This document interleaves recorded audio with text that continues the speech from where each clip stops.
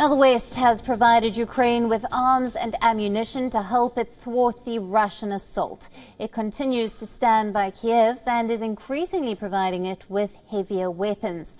Apart from the weapons, the West is also providing Ukrainian troops with intel, which is helping it push back the Russians. Now, the Russians targeted the Ukrainian energy and communications infrastructure, and in a war, communication is crucial, not just for the troops, but also for the Ukrainians. So, to overcome this, the US stepped in. Elon Musk's SpaceX started providing Ukraine free access to its Starlink internet service. Thanks to Starlink, the people of Ukraine and the country's military had access to the internet.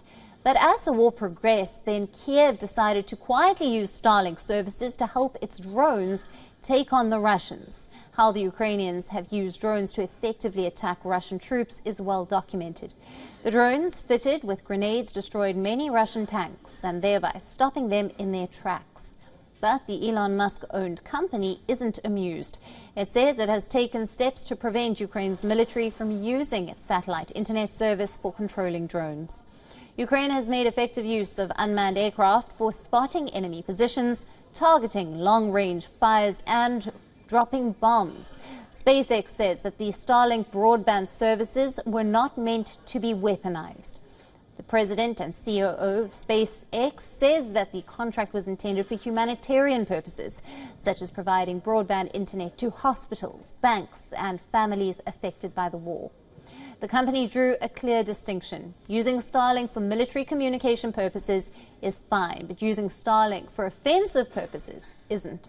SpaceX has privately shipped truckloads of Starlink terminals to Ukraine.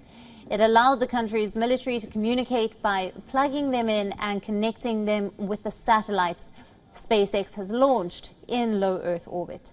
Governments, including the US and France, have paid for other shipments of Starlink terminals on top of those funded privately by SpaceX.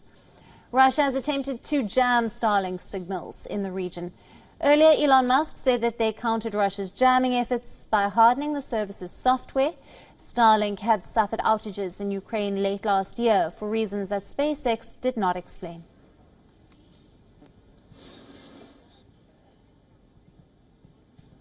WION, now available in your country. Download the app now. Get all the news on the move.